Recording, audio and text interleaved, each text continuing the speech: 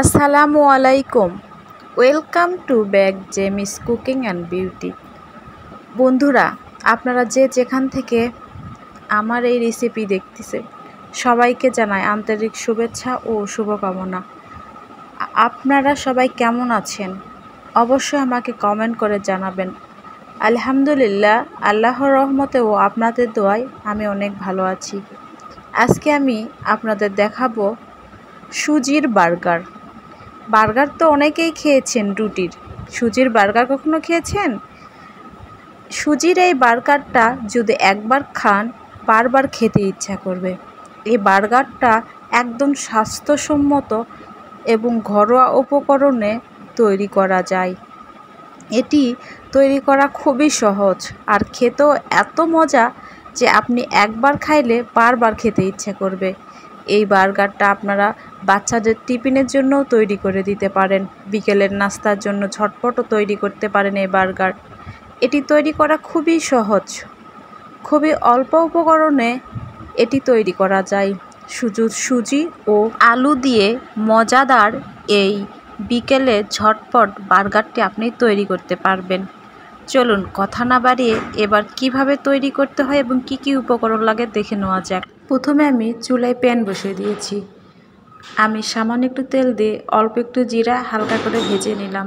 এরপর দিয়ে দিলাম 1 কাপ সুজি। সুজির পরিমাপটা আপনারা চাইলে বাড়িয়ে বা কমিয়ে নিতে পারেন। সুজিগুলোকে অল্প আঁচে 1 মিনিটের মতো ভেজে নিতে হবে। এভাবে নেড়ে চেড়ে সুন্দর করে ভেজে নেওয়ার পর দিয়ে দিব সামান্য পরিমাণ লবণ। লবণটা স্বাদ মতো দিবেন। 1 কাপ সুজি দিয়ে 6টা বার্গার বানানো যায়, সে অনুযায়ী আপনারা বানিয়ে নেবেন। এরপর যে কাপ দিয়ে সুজি দিবেন সেই কাপের 3 কাপ পানি দিবেন। যেহেতু আমি এখানে 1 কাপ সুজি দিয়েছি তাই আমি এখানে 3 কাপ পানি দিয়েছি। আপনারা যদি 2 কাপ সুজি দেন তাহলে অবশ্যই 6 কাপ দিবেন। এরপর অল্প আছে নেড়ে চেড়ে সুন্দর নরম একটা ড্রো তৈরি করে নিতে হবে। বেশি শক্ত করাও যাবে না বা বেশি নরমও করা যাবে না। এরপর চুলা থেকে নামিয়ে ঢাকনাতে ঢেকে 10 মিনিটের জন্য রেখে দিতে হবে। আর এই 10 মিনিটে আমি এই বার্গারের পুরটি তৈরি করে নেব। প্রথমে আমি প্যানে কিছু তেল দিয়েছি। এখানে দিয়ে দিলাম সামান্য পরিমাণ জিরা, পেঁয়াজ কুচি, কাঁচামরিচ কুচি। এগুলো হালকা বাদামি কালার করে ভেজে নিতে হবে। এই বার্গারটি বানাতে তেমন একটা তেল লাগে না।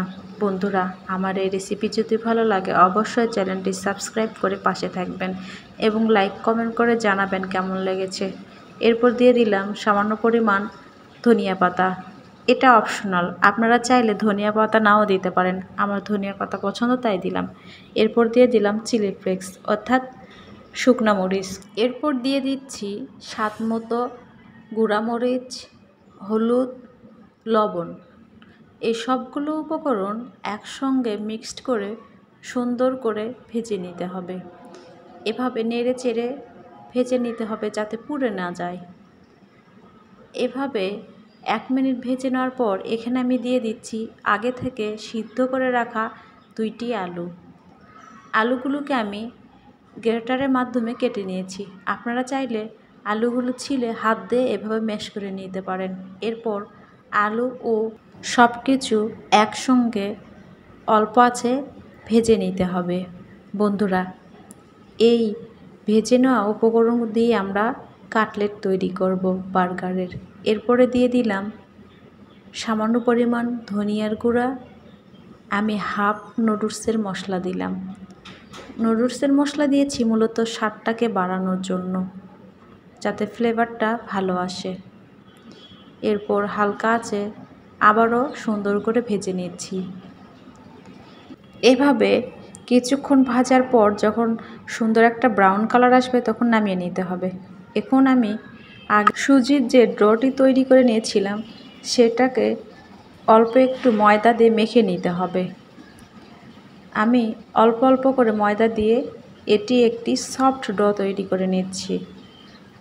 সামান্য পরিমাণ ময়দা দিতে হবে।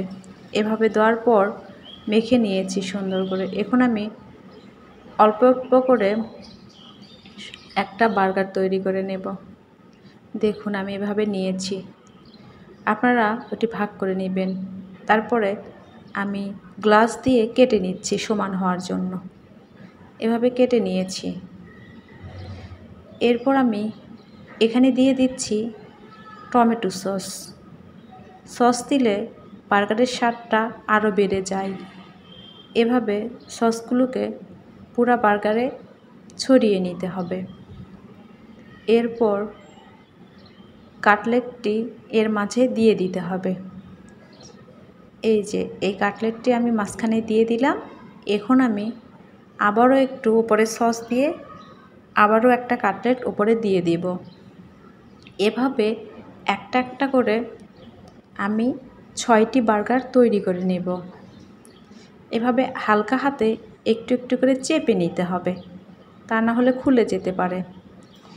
এভাবে আমি 6টি বার্গার তৈরি করে নিয়েছি। দেখুন, আমি এখানে আপনাদের সুবিধার জন্য 2টা বার্গার দেখাচ্ছি। বন্ধুরা, আপনারা অবশ্যই বার্গারের এই রেসিপিটি বাসায় ট্রাই করে দেখবেন। আশা করি অবশ্যই এটি ভালো লাগবে। এটি তৈরি করা খুবই সহজ। এটি একটি স্বাস্থ্যকর খাবার। বাজার থেকে কিনিয়ে অস্বাস্থ্যকর বার্গার না খেয়ে নিজেই তৈরি করতে পারেন এই সুস্বাদু হেলদি বার্গারটি। এটি নাস্তার জন্য একদম পারফেক্ট।